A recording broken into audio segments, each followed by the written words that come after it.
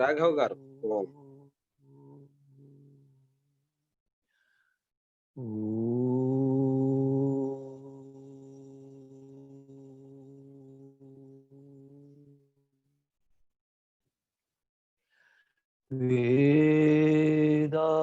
వేదాహమేతం పురుషం మహాంతం ఆదిత్యవర్ణం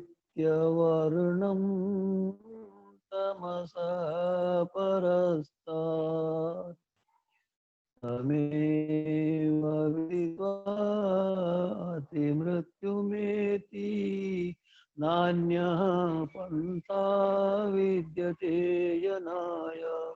ఓం శాంతి శాంతి శాంతి. ప్రియ విద్వాంసులారా, బంధువులారా, మాతృశక్తి విద్యార్థులారా, బ్రహ్మచారులారా, భగవంతుని కృప వలన మనము వేదాల యొక్క అభిప్రాయాన్ని తెలుసుకుంటున్నాము, వేదాల గురించి ఆలోచిస్తున్నాము. నా మనసులో ఒక కోరిక పనిచేస్తుంది. ఈనాడు వేదాలనేసరికి మనుషులు పరిగెత్తిపోతున్నారు. వేదాలు నాకు చాలా ఆధారము. మన మానవ జాతికి ఈ వేదాలే ఆధారం. ఆ వేదాలు మనకు అర్థం కావు, మనకు తెలియవు, మనం అంత చదువుకోలేదు అనే భావాలు నన్ను వేధిస్తుంటాయి. భగవంతుని విద్య మనకు దూరం కావడం అంటే కాదు.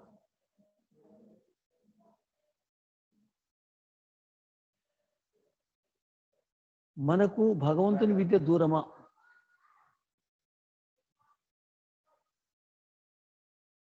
భగవంతుని విద్య మనకు దూరం అయితే మనం ఎట్లా జీవిస్తాము? కాబట్టి మనము భగవంతుని విద్యకు దూరం కాకూడదు. భగవంతుని విద్యను మనం అర్థం చేసుకోవాలి, తెలుసుకోవాలి. మనం భగవంతుని విద్యను అర్థం చేసుకోగలుగుతాం, తెలుసుకోగలుగుతాం. అదే భగవంతుని జ్ఞానం వేదము, దాన్ని మీరు అర్థం చేసుకోగలుగుతారని ఆశతో, కొన్ని అంశాలు మీకు అర్థమైతే అనే ఆశతో నేను ప్రయత్నం చేస్తున్నాను.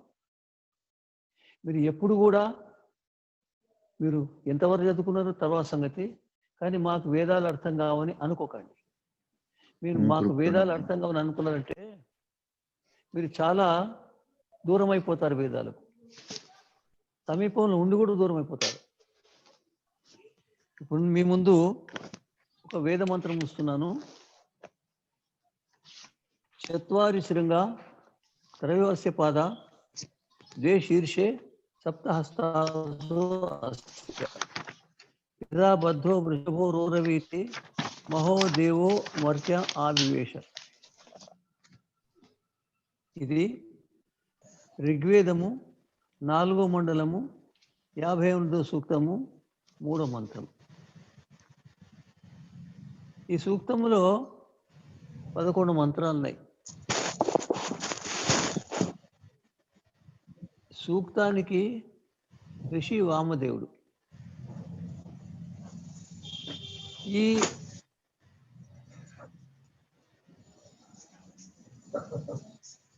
ఓం స్వామీజీ, మంత్రం మళ్ళీ ఒకసారి చెప్పండి. అమ్మ చదువుతాను. చత్వారి శృంగ త్రయో అస్య పాద ద్వే శీర్షే సప్తహస్తాసో అస్య త్రిధా బద్ధో వృషభో రోరవీతి మహో దేవో మర్త్యా ఆవివేశ.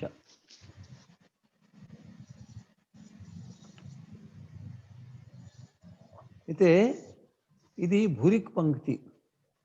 భురిక్ పంక్తి అంటే 39 అక్షరాలు ఉంటాయి, 39 అచ్చులు ఉంటాయని అర్థం. తర్వాత దీని స్వరము పంచమ. అయితే దీంట్లో దేవత గురించి నేను ప్రముఖంగా మీకు సూచిస్తాను. రాసిన మీ దగ్గరికి వచ్చి ఉంటే సందేశము అగ్ని సూర్యో వా ఆపో వా గావో వా ఘృతం వా అంటే అగ్ని, సూర్యుడు, ఆపహ అనే పదార్థము, ఆవులు, నెయ్యి, ఈ మంత్రములో ఉండే విషయాలు. అర్థమైందా మీకు? అగ్ని సూర్యుడు, లేదా ఆపహ అనే పదార్థం, లేక గావహ లేక నెయ్యి. ఇది మన మహర్షులు సమాధి ద్వారా ఈ వేద మంత్రం ఉండే విషయాలను తెలుసుకున్నారు. దీంట్లో కనీసం 5 అంశాలు, 5 విషయాల గురించి దీంట్లో మాట్లాడినట్టుగా 5 అంశాల గురించి దీంట్లో ఉన్నట్టు తెలిసింది. 5 అంశాలు దీంట్లో ప్రతిపాదించబడ్డాయి. కానీ మహర్షి యాస్కుడు వేదం యొక్క ఒక అంగమైన నిరుక్తాన్ని రాస్తూ దాంట్లో ఈ మంత్రాన్ని పేర్కొన్నాడు. పేర్కొని దానికి అర్థం రాస్తున్నాడు. ఇంట్లో ఒక శబ్దం ఉందంటే వృషభ అనే శబ్దం. వృషభ అంటే మీకు తెలిసిన వృషభము ఎద్దు. వృషభం అంటే ఎద్దు, కానీ ఇక్కడ ఎద్దు కాదు. అది ఎట్లుందంటే చత్వారిశరంగా అంటే దానికి 4 కొమ్ములు ఉన్నాయట.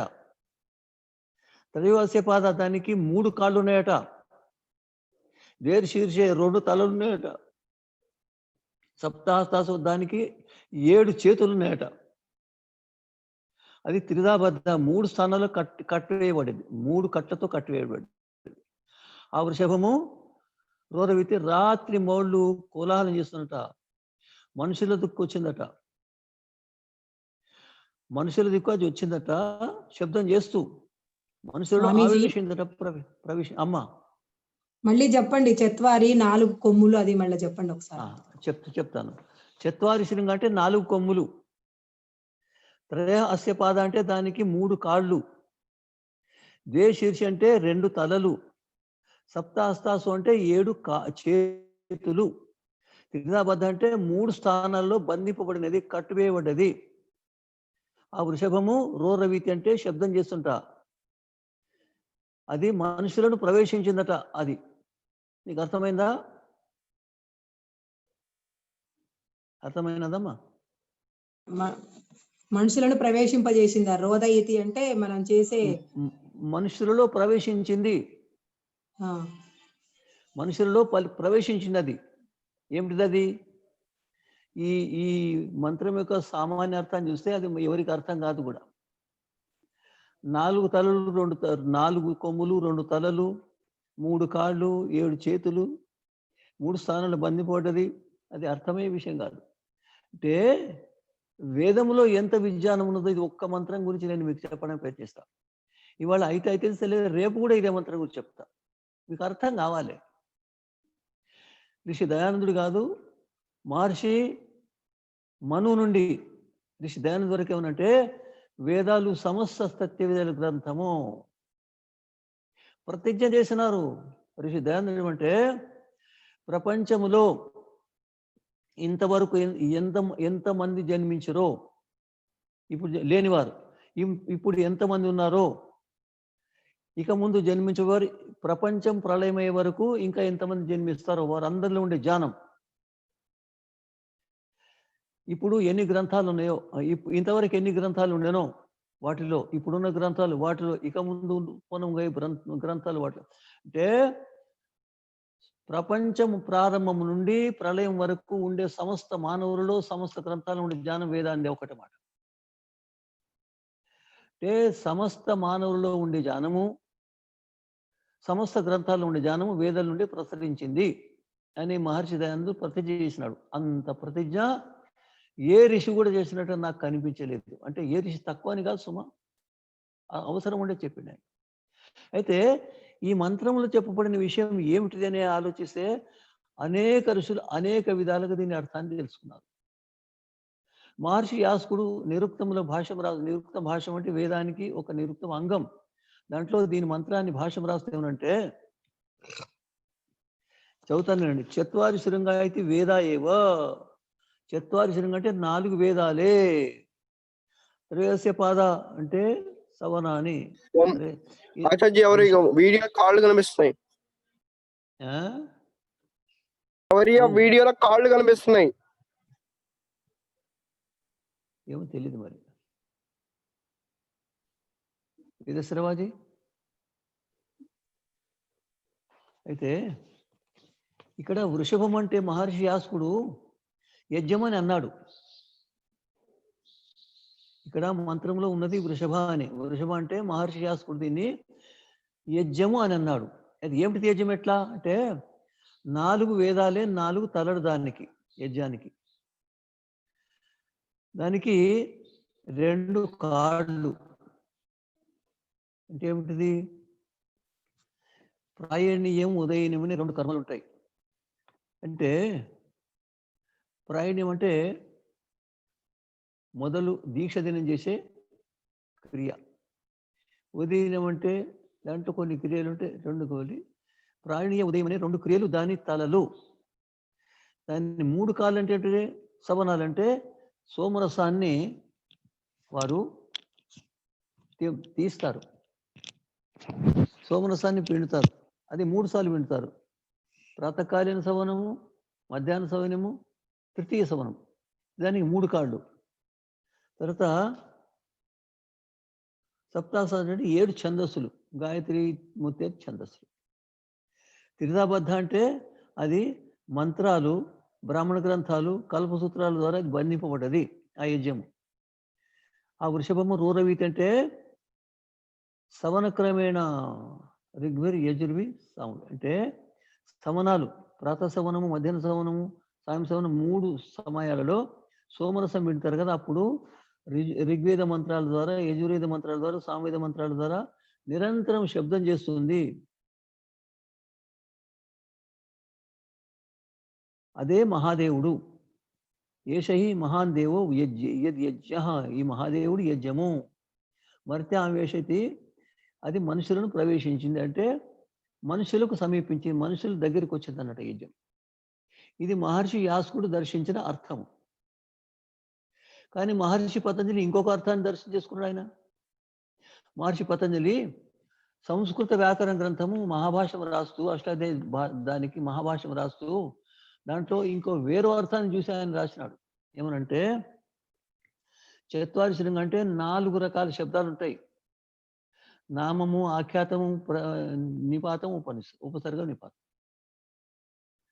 నామం అంటే నామవాచక శబ్దం, ఆఖ్యాతం అంటే క్రియావాచక శబ్దాలు, ఉపసర్గం అంటే ప్ర, అప, అవ, ని, ఇవన్నీ ఉపసర్గాలు. ఆ తర్వాత నిపాతాలంటే అదే విధంగా ఉంటాయి. చ అంటే, హ అంటే అవి కథలు, అవి ఎటు ఏ విధంగా ఉండు, దాంట్లో మార్పులు రావు. 4 విధాల శబ్దాలే ఈ భాషకు ఆధారాలు, తలలు. చత్వారి పదజాతాన్ని నామ, ఆఖ్యాత, ఉపసర్గ, నిపాతాశ. త్రయోదశ పాదం అంటే దీన్ని 3 కాళ్ళు ఏమిటి అంటే ఏమిటంటే భూత, భవిష్యత్, వర్తమాన కాలాలు 3. ఆ 3 కాలాలపై నడుస్తుంది ఇది భాష. సప్తాస్తాస అంటే ఏమిటి? 7 చేతులు. ఏమిటి 7 చేతులు? 7 విభక్తులు.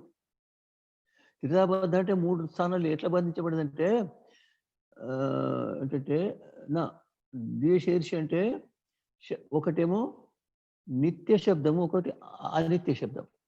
2 రకాల శబ్దాలు ఉంటాయి. అది దాని తలలు. ఆ తర్వాత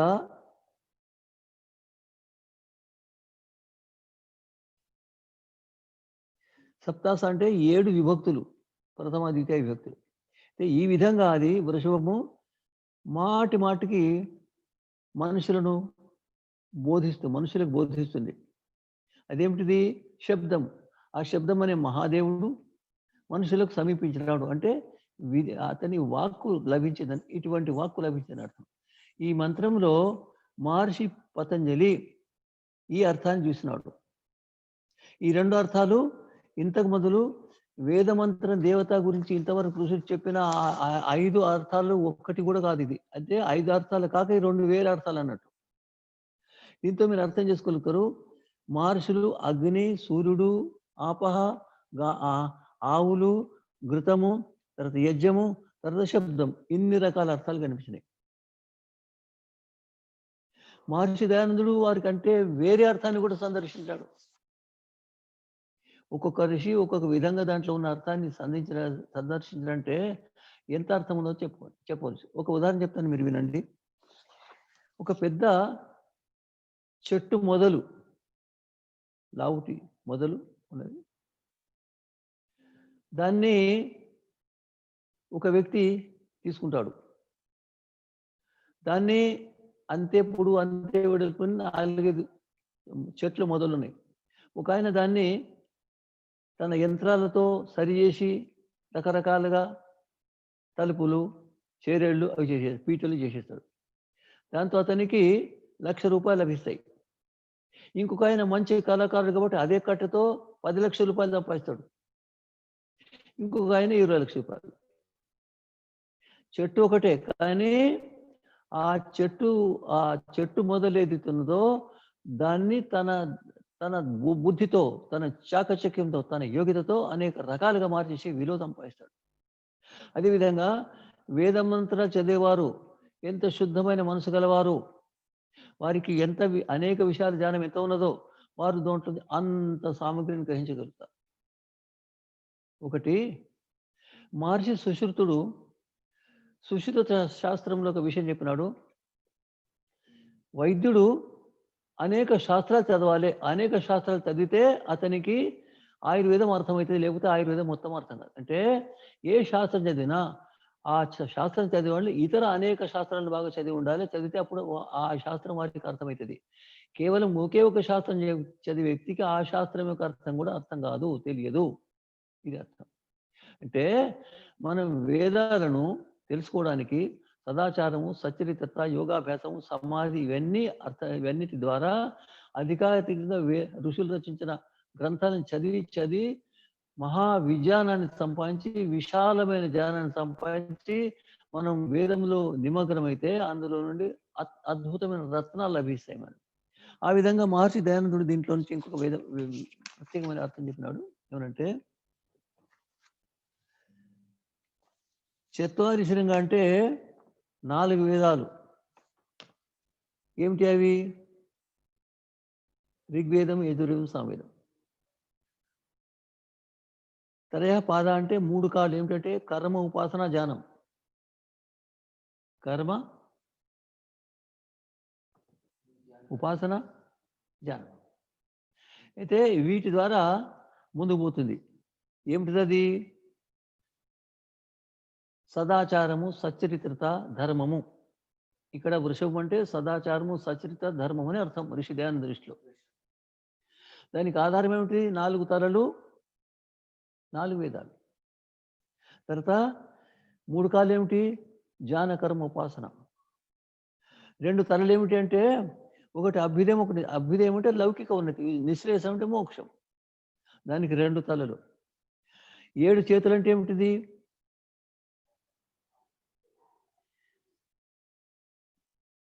చూడండి, 5 జ్ఞానేంద్రియాలు లేక 5 కర్మేంద్రియాలు, ఒకటి అంతఃకరణం, ఇంకొకటి ఆత్మ. 7 చేతులు. వీటి ధర పట్టుకుంటుంది. ఇది ఋషి దయానందుడు చేసిన అర్థం. అయితే అది మనుషులను ప్రవేశించింది. వృషభ అంటే ఏమిటిది? సుఖాలను వర్షించే భగవంతుడు. అతడు మనకు సుఖాలు వర్షింపజేస్తాడు. అతడు మనకు ఆదేశం ఇస్తున్నాడు, మనుషులారా మనుషులారా మనుషులారా ధర్మాన్ని ఆచరించని ఇది. మహర్షి దయానందుడు కనుగొన్న ఈ అర్థము యథార్థం కూడా సమస్త ఋషులు, మహర్షులు, ధర్మశాస్త్రకారులు దీన్ని ఒప్పుకుంటున్నారు. వేదాలు కూడా దీన్ని ఒప్పుకుంటాయి. దాంట్లో ఋషి దయానందుడు ఇంకా కొన్ని విశేషాలు పెన్నాడు. ప్రత్యేకమైన విశేషాలు అంటే చత్వారి శృంగ అంటే విశ్వ, తైజస్సు, ప్రాజ్ఞ, తురియ అనే భగవంతుడు 4 పేర్లు చెప్పినాడు.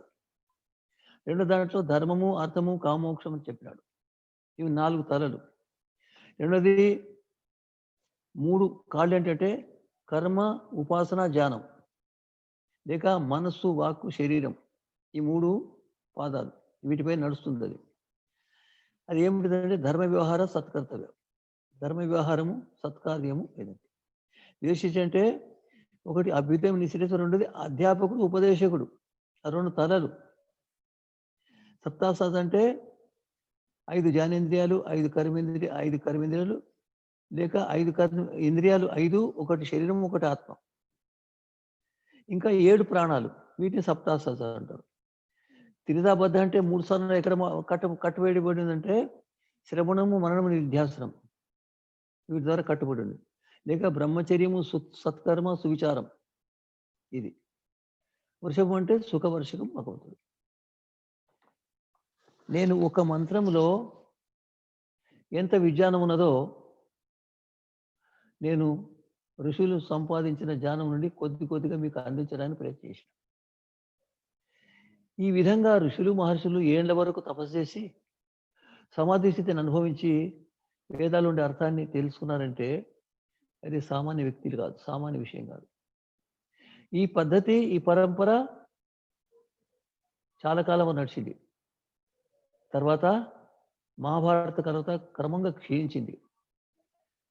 దాదాపు 1000-1500 ఏళ్ళ నుండి అది క్రమంగా క్షీణిస్తూ ఋషి దయానంద సమయం వరకు అది దాదాపు లుప్తమైపోయింది.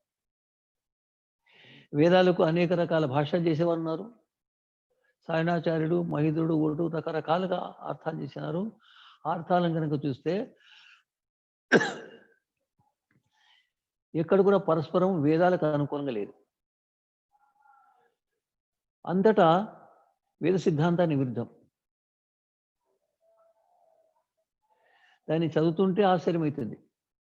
అయితే వాటన్నిటి దూరం చేసేసి ఋషి దయానందుడు వేదాల యొక్క యథార్థ స్వరూపాన్ని తెలుసుకొని దాన్ని ఋగ్వేదాది భాష భూమిక అంటే 4 వేదాలకు వారు చేయబోయే భాష్యానికి అది భూమిక రూపంలో మనకు అందించినారు. అది చదివిన వారు ప్రభావితులైపోతారు. నేను ఒకసారి ఉజ్జయిన్లో ఉన్నప్పుడు ఓంప్రకాష్ అనే మహా మేధావి విద్యార్థి, నాకంటే 7 సంవత్సరాల వయసులో చిన్న, నన్ను అడిగినాడు, బ్రహ్మచారి గారు, నేను ఎంఏ చదివిన సంస్కృతంలో నాకు స్వర్ణ పథకం లభించింది, నేను పిహెచ్డి చేయాలనుకుంటే దేంట్లో అని చెప్పాను. నేను ఋషి దయానంద గురించి చెప్పి వేదాల గురించి చెప్పిన.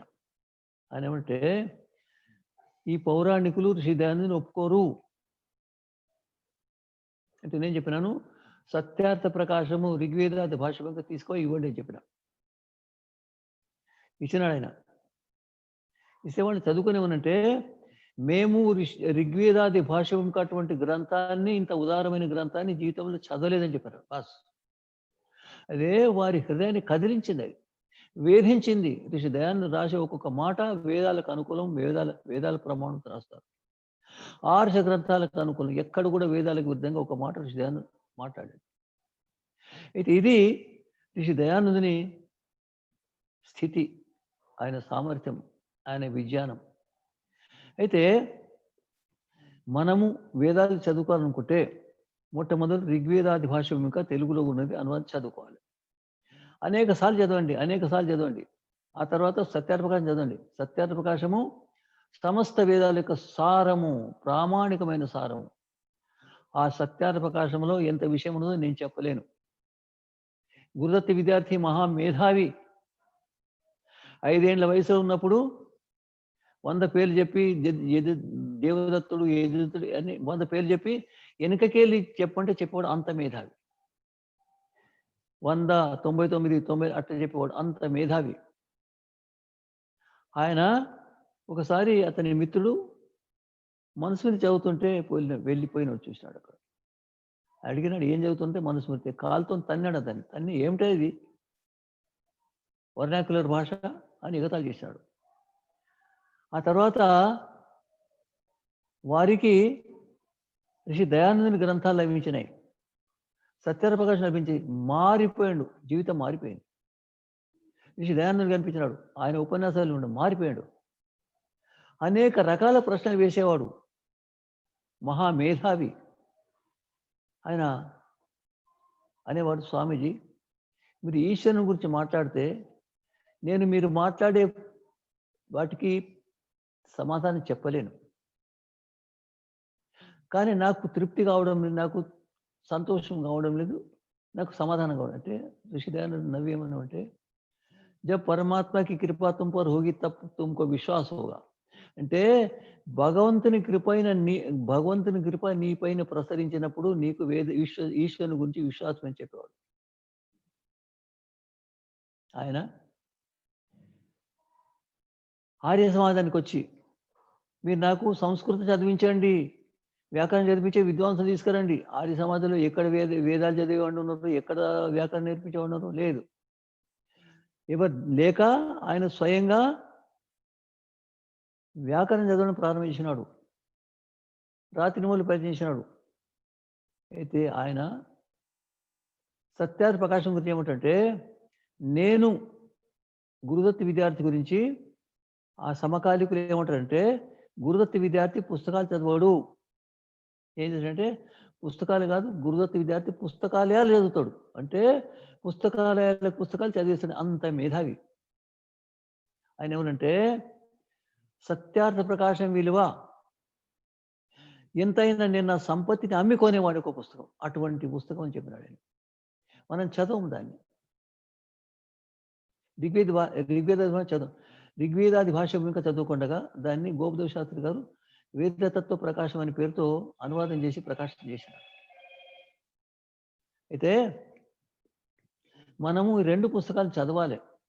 చదివితే మనకు వేదాల గురించి తెలుస్తుంది, ఈశ్వరుని గురించి తెలుస్తుంది, జ్ఞాన విజ్ఞానం తెలుస్తుంది మనకు. సత్యార్థ ప్రకాశం చదవకుండగా మనుషుడు భ్రాంతి నుండి తప్పించుకోవడానికి వీల్లేదు. ఋగ్వేదాది భాష్యభూమికి చదవకుండగా వేదం యొక్క యథార్థ స్వరూపాన్ని తెలుసుకోవడానికి వీల్లేదు. ఎందుకంటే ఋషి దయానందుడు వేదాలను చదువుకోవడానికి అవసరమైన సమస్త విషయాలను సేకరించి 6 గ్రంథాల నుండి, ఋషులు రచించిన గ్రంథాల నుండి సేకరించి కూర్చున్నాడు. అది చదివితే వేదం లేక యథార్థం తెలిసిపోతుంది, వేదం లేక మహత్వం తెలిసిపోతుంది. నేను అతి సంక్షిప్తంగా వేద మంత్రాల్లో ఎంత విజ్ఞానం ఉన్నదో చెప్పడానికి ప్రయత్నం చేసినాను. మీరు చదువుతూ ఉంటే అనేక రకాలు తెలుస్తుంది. ఒకే ఒక మంత్రంలో జనసామాన్యులకు అర్థం కాని లోకోక్తి, దానికి ఎంత అర్థం ఉన్నదో మీరు ఆలోచించాలి. ఋషులు ఒక్కొక్క వేద మంత్రం సాక్షాత్కారం చేసుకున్నారు, అనేక రకాలుగా మనం తెలిపినారు. మనము వాటిని తెలుసుకోవాలనుకుంటే ఆ గ్రంథాలను చదవాలి మాట. మీకు నేను అన్ని శబ్దాలు తెలియకపోయినా కొన్ని శబ్దాలు తెలిసినాయి. అయితే ఈ శబ్దాల ద్వారా మీరు వేదార్థాన్ని తెలుసుకోవడానికి అర్హులు, సమర్థులు. నేను అతి సంక్షిప్తంగా చెప్పడానికి ప్రయత్నం చేశాను. మీరు ఋషి దయానందుని సత్యార్థ ప్రకాశము తెలుగులో చదవండి, హిందీలో చదవండి, మాటి చదవండి. చదివితే మీకు తెలిసిపోతుంది. వేదాల గురించి ఎవరు ఏమి ఆక్షేపాలు చేసినా, ఎవరికి ఏం సందేహాలున్నా ఋషి దయానందుడు రచించిన ఋగ్వేదాది భాష్యముక లేదా తెలుగులో వేదతత్వ ప్రకాశం చదవకుండా సమాధానం చేయలేదు. అది మూలాధారం, వేదాలు మనకు మూలాధారం. నన్ను అడిగితే సమస్త భారతీయ సంపత్తి, సమస్త ప్రపంచ సంపత్తి ఒకవైపు వేదాలు మీరు దేని ఒప్పుకుంటారు? నేను వేదాలు ఒప్పుకుంటాను. అంటే వేదాలను కనుక మనం చదివితే, వేద సిద్ధాంతాన్ని ఆచరిస్తే మనకు కావలసిన విషయాలను మనం సేకరించగలుగుతాము, సమస్త విషయాలు మనకు లభిస్తాయి. మనం వేదాలు చదవాలి, ప్రతిదినం వేదాన్ని చదవాలి. ఋషి దయానందుడు ఏమన్నాడు? వేదములు సమస్త సత్య విద్యల గ్రంథము, యథార్థము. వేదములు లేని విద్య లేదు, ఒక్కొక్కసారి నేను చదువుతూ ఉంటా, నేను ఇంతవరకు గమనించిన వేదమంత్రం వాడు కనిపిస్తుంది, నేను చూస్తా. ఆ మంత్రం తీసుకురావడానికి ఆ మంత్రం కొరకు నేను పుస్తకం తీసుకొస్తా. ఆ వేద పుస్తకం తీసుకొచ్చి నేను పుస్తకం మొదలుతా ఉంటే, నేను ఏ వేద మంత్రం గురించి ప్రయత్నం చేస్తున్నా ఆ వేద మంత్రం మర్చిపోయినా మిగతా వేద మంత్రాల మధ్యలో వాటిని చదువుతూ గంటలు తరబడి చదివినా నాకు తనివి తీరదు. ఆ మంత్రాలు చదివేటప్పుడు, మధ్యలో వచ్చిన మంత్రాలు చదివేటప్పుడు ఆనందమైంది. ప్రపంచంలో ఎక్కడ కనిపించిన విషయాలు నాకు కనిపిస్తాయి వేదాలు. అయితే మనము నిరంతరము వీటి చదవాలి. మీరు నిశ్చితంగా తెలుసుకోండి, మీకు వేదార్థం తెలిసిపోతుంది. అది 10%, 10%, 20%, 30% కానీ తెలిసిపోతుంది. మీరు వేదాలకు దూరంగా ఉండమని అనుకోకండి. వేదాలను చదవటం, వేదాలు సమస్త సత్యవిద్యలు గ్రంథం, సమస్త సత్యవిద్యలు ఉన్నాయి. ప్రపంచంలో వేదములున్న విజ్ఞానం ఇంకా ఎక్కడ కూడా లేదు.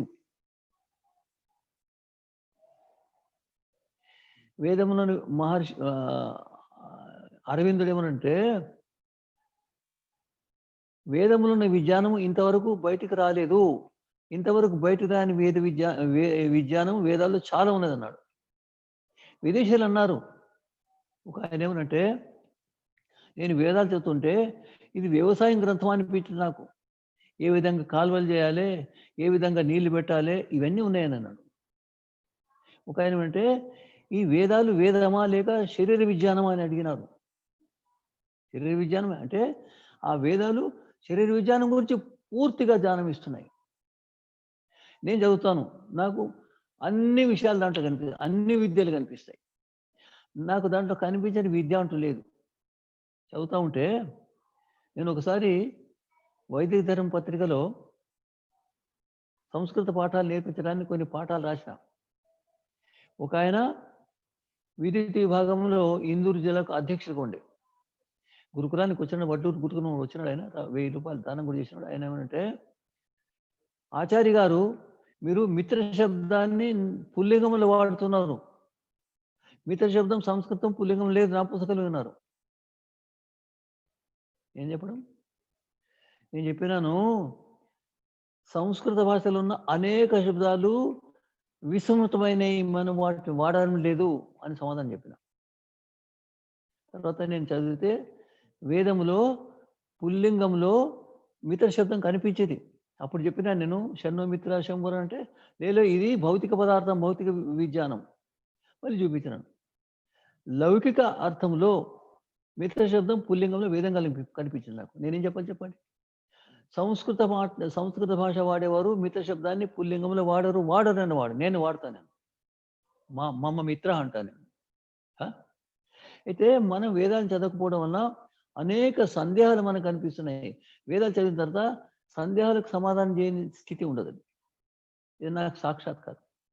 అయితే నేను సంక్షిప్తంగా కొన్ని విషయాలు మీకు చెప్పడానికి ప్రయత్నం చేశాను. మీరు ఈ విషయంలో అడగండి. ఇంకా మీరు అడిగితే నేను చెప్పడానికి ప్రయత్నం చేస్తాను. మీకు వేదాల గురించి ఎటువంటి సందేహం ఉండకూడదు, ఈశ్వరుని గురించి ఎటువంటి సందేహం ఉండకూడదు, జీవుని గురించి ఎటువంటి సందేహం ఉండకూడదు. ఈ వేదాలలో సమస్త జ్ఞాన విజ్ఞానం అనే విషయం మీకు స్పష్టం కావాలి. వేదాలు చదవకుండా ప్రపంచం ఉన్నతి జరగదని మీకు నమ్మకం కావాలి. అయితే మీకు వేదార్థం తెలిసినట్టు లేకపోతే తెలియదు.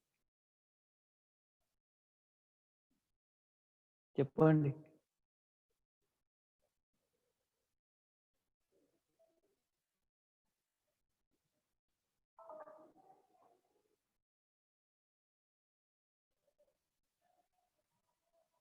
ఎవరైనా ప్రశ్న ఉన్న వాళ్ళు అన్మ్యూట్ ప్రశ్న చేసుకోండి. అడగడానికి అడగచ్చు.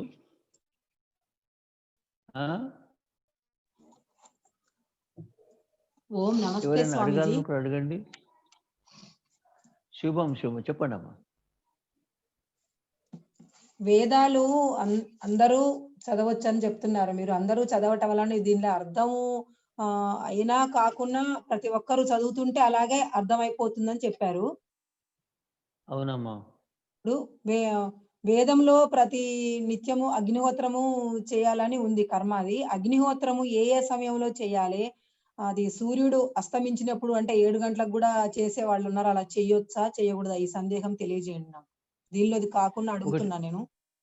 ఒకటమ్మా, ఒకటి ఏంటంటే అగ్నిహోత్రం చేసే వాళ్ళు 3 విధాలుగా నిర్ణయం చేసుకుంటారు వారి సౌకర్యాన్ని బట్టి. కొంత ఏమంటే సూర్యోదయం కాక మొదలు అంటే సూర్యోదయం ఇక 5 నిమిషాల తర్వాత అయితదనంగా యజ్ఞం చేస్తారు. ఆ తర్వాత సూర్యాస్తం అయిన తర్వాత చేస్తారు. సూర్యాస్తం కాగానే చేస్తారు. అంటే ఎక్కువ చీకటి కాకూడదు, ఎక్కువ వెలుతురు కాకూడదు. అనుకుంటే సూర్యుడు సగం ఉదయించినప్పుడు మేము చేస్తాము, అదేవిధంగా సగం అస్తయించినప్పుడు చేస్తాం అనుకుంటారు. కొంతమంది సూర్యోదయం తర్వాత సూర్యాస్తం కంటే ముందు. ఆ విధంగా వారు ఏ విధంగా ప్రతిజ్ఞ చేస్తారో ఆ విధంగా చేయవచ్చు. రెండోది, ఒక విధంగా నిర్ణయం చేసుకొని ఇంకొక విధంగా చేస్తే పాపం ఏమి లేదు. అంటే ఒకరు సూర్యోదయం కంటే 2 నిమిషాల ముందు చేస్తాం అనుకుంటారు, ఒకనాడు కాదు, నష్టం ఏమీ లేదు. సూర్యోదయం అయిన తర్వాత చేయండి. పుణ్యము మీరు ఎప్పుడు చేసినా సరే పుణ్యమే. పుణ్యములు ఏం కొరత ఉండదు. అమ్మ అర్థమైందా మీకు? స్వామీజీ ఇప్పుడు అది సత్యార్థ ప్రకాశము, అందులో గ్రాంధికం ఉంది చాలా. దాన్ని ఎవరు తెలుగులో వివరణ రాయటానికి ఎవరు ప్రయత్నం చేయలేదు. మహర్షి రాసింది కొంత ఎన్నిసార్లు చదివినా కూడా ఇంకా అర్థం కాలేదు అన్నట్టే అనిపిస్తుంది కొన్ని విషయాలు. అమ్మా అది బాగా మీలాంటి వారు దాన్ని చదివి మాకు కొంత నేర్పించగలిగితే, అంటే తెలిసి దానిలోని అర్థాలన్నీ తెలియజేస్తే చాలా బుద్ధిలో ఉండిపోతాయని నా ఉద్దేశం స్వామీజీ. అది చాలా పెద్ద పనమ్మా. విశ్వామిత్ర గారు ఒకసారి సరళమైన తెలుగును అనువాదం చేసినారు 14 సముల్లాసాలు. అది ముద్రణ కొరకు ఇస్తే 10 సముల్లాసాలు ముద్రితమైన 4 సముల్లాసాలు ఎక్కడ పడిపోయినా ఇంతవరకు దొరకలేదు. అయితే అది నా దగ్గర ఒకటి ఉన్నది. దాని చిత్రం తీసుకున్నట్టు తీసుకోవచ్చు. ఎవరైనా మన ఆర్య సమాజంలో ఏం చేస్తున్నట్టే ఈ పుస్తకాలు వదిలిపెట్టి ఎక్కడికో ప్రయత్నం చేస్తున్నారు. కూర్చుండి రాసే సరళమైన భాషలో ఋషి దయానంద రాసిన హిందీ భాష చాలా సరళము. ఈ తెలుగు భాష చాలా కఠినం. నేను ఒకసారి కర్నూలులో ఉన్నప్పుడు సత్యార్ ప్రకాశం నేర్పిస్తున్నవాడు. కొంతమంది వచ్చేవాళ్ళు 5-6 వచ్చేవాళ్ళు. హిందీలో ఏమనంటే హాత్ జోడ్కర్ అన్నది. అర్థం అంటే ఏంటమ్మా? హాత్ జోడ్కర్ అంటే చేతిలో కలిపి చేతులు కలిపి 2 చేతులు కలిపి 2 అరచేతులు కలిపి అన్నట్టు కదా. తెలుగులో ఏమన్నా కరములు ముకిలించి. ఎవరికి అర్థమవుతుందమ్మా? అంటే హిందీ మాకు రాదు, అందువల్ల హిందీ మాకు అంతగా రాదు. ఏదో కొంత అర్థమవుతుంది కానీ సరళంగా రాదు హిందీ. అందుకని చాలా సార్లు చదివాను, కానీ ఇంకా అందులో సందేహాలు చాలా ఉన్నవి. అందుకని అంటున్నా. ఉంటాయమ్మా. మీ కోరిక చాలా యథార్థమే. దానికి సమాధానం అంటే మీరేమనుకుంటున్నారు? మాకు హిందీ రాదనుకుంటుంది. ఒక ఉపాయం చెప్పాలి, మీకు వినండి. మీరు సత్యార్ ప్రకాశం తెలుగులో ఒకటి హిందీలో పెట్టుకోండి. అర్థమవుతున్నదమ్మా? ఒకసారి తెలుగులో చదివి హిందీ చదవండి. మళ్ళీ అట్లా చదివితే మీకు కొన్ని దినాలకు అర్థమైపోతుంది. రెండవది, మీరు కనుక పరిశీలించిన అడిగితే నాకు హిందీ తెలుగు 2 వస్తాయి, కానీ నాకు తెలుగు చాలా కష్టం అనిపిస్తుంది భాష. హిందీ చాలా సరళం. అయితే తెలుగు వాళ్ళు ఉత్తర భారత ఢిల్లీలో హిందీలో మాట్లాడుతారు, కానీ ఉత్తర భారత వాళ్ళు తెలుగులో వస్తే తెలుగు మాట్లాడలేరు, అంత కఠినం. మీరేం చేయాలమ్మా? మాకు హిందీ రాదనుకోకండి, మీరు చదువుతూ ఉండండి. కొన్ని దినాలు చదివితే మీకు హిందీ అర్థమైందంటే తెలుగు సత్యార్పగా చదవరు మీరు. అట్లా ఉంది. అది చాలా సరళం. మాటికి మీరు చదవండి అమ్మా, నిర్ణయం చేసుకోండి. అయితే ఒకసారి తెలుగు చదవండి, ఒకసారి హిందీ చదవండి. అట్లా కొన్నిసార్లు చదివేసరికి మీకు విషయం అర్థమవుతుంది. ఆ తర్వాత హిందీ అభ్యాసం అయిపోతుంది. మీరు హిందీ చదవాలనుకుంటే 1 నెల మీకు హిందీ వస్తుంది, మీకు 6 నెలలు తెలుగు రాదు. అర్థమైనా? మేము పుట్టినప్పటి నుంచి తెలుగు అక్షరాలు కాబట్టి ఇప్పుడు హిందీ కొంచెం చదువుకున్నాం, మళ్ళీ దాన్ని మర్చిపోయాం. కొన్ని రోజులు అది దాన్ని చేయాలి, అనువాదం చేయాలి, చదువుకోవడానికి ప్రయత్నం చేయాలి. ఉంటుందమ్మా. మీకు కనుక వీలైతే హిందీ ప్రదేశంలో 10 దినాలు కానీ నెల కానీ ఉండి చూడండి, మీకు తెలుగులో అభ్యాసం అవుతుంది. రెండోది ఏంటంటే హిందీలో వార్తలు వస్తాయి కదమ్మా, హిందీలో వార్తలు నింపుకొని వింటా ఉండండి నిరంతరం. స్వామీజీ, మీ దగ్గర వాట్సాప్ ఉన్నదా? మీ దగ్గర స్వామీజీ మీకు మీ దగ్గర వాట్సాప్ ఉన్నదా? వాట్సాప్ అనే యంత్రం. అయితే దాంట్లో మీరు హిందీలో యూట్యూబ్ లో వందల ఉపన్యాసాలు వస్తాయమ్మా, వినండి మీరు. స్వామీజీ, వార్తలు వస్తాయి, విషయాలు అనేక. అది మీరు ఈనాటి సాధనాలు మీకు చాలా సరళం, అర్థమవుతుంది.